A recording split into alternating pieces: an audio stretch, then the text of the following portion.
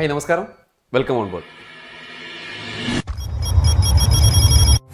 ഔദ്യോഗിക ജീവിതം വളരെ തിരക്ക് പിടിച്ചതായി മാറിയതിനാൽ ഒഴിവ് സമയങ്ങളിൽ ഏതാണ്ട് മുഴുവൻ സമയവും ഓഫീസിൽ ചെയ്തു തീരാതെ കിടക്കുന്ന ജോലികളെക്കുറിച്ചുള്ള വേവലാതികളാണ് നമുക്ക് പലർക്കും.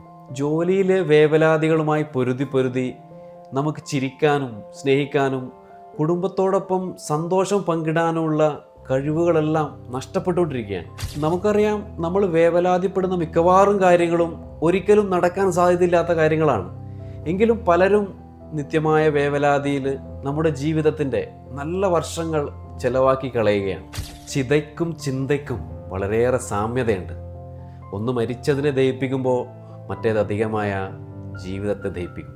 നമ്മളിൽ പലരും കഠിനമായി അധ്വാനിക്കുകയും വളരെയധികം വേവലാതിപ്പെടുകയും ചെയ്യുന്ന ആളുകളാണ്.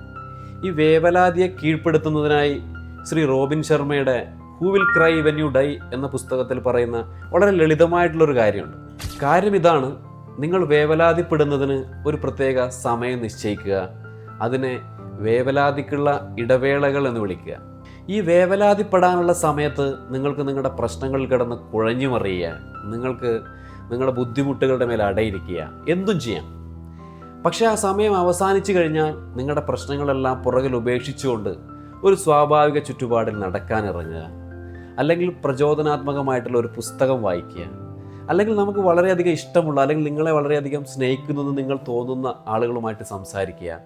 ഇങ്ങനെ നമ്മളെ സ്വയം പരിപോഷിപ്പിക്കാൻ ഉതകുന്ന രീതിയിലുള്ള ഏതെങ്കിലും ഒരു കാര്യത്തിൽ ഇൻവോൾവ് ചെയ്യുക. ദിവസത്തിൻ്റെ മറ്റ് സമയങ്ങളിൽ നിങ്ങൾക്ക് ഏതെങ്കിലും ഒരു കാര്യത്തെപ്പറ്റി ആലോചിച്ച് വേവലാതിപ്പെടാൻ തോന്നുകയാണെങ്കിൽ അതൊരു പുസ്തകത്തിൽ കുറിച്ചു വെക്കുകയും പിന്നീട് നിങ്ങൾക്ക് വേവലാതിപ്പെടാനുള്ള സമയത്ത് അതെടുത്തു നോക്കി വേവലാതിപ്പെടുകയും ചെയ്യുക. ഞാൻ ഈ പറയുന്നത് കേട്ടിട്ട് പലർക്കും ചിരി വരുന്നുണ്ടാവും. തമാശ രൂപേണ പലരും ചിരിച്ചു തള്ളുന്നൊരു കാര്യമായിരിക്കും ഇത്.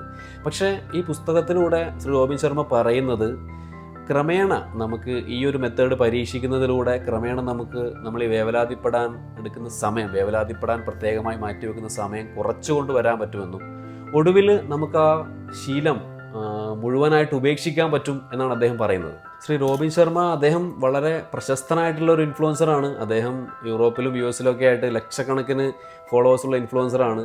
അദ്ദേഹത്തിൻ്റെ വളരെ പ്രശസ്തമായിട്ടൊരു പുസ്തകമാണ് the Munk who sold his Ferrari എന്ന്. ലോകത്തിലെ ലക്ഷക്കണക്കിന് കോപ്പികൾ വിറ്റുപോയിട്ടൊരു പുസ്തകമാണ്. തീർച്ചയായിട്ടും ചിരിച്ച് തള്ളാനുള്ളൊരു കാര്യമല്ല ഇത്. താല്പര്യമുള്ളവർക്ക് പരീക്ഷിക്കാം. അടുത്ത ഫ്ലൈറ്റിൽ വീണ്ടും കാണാം. Thank you.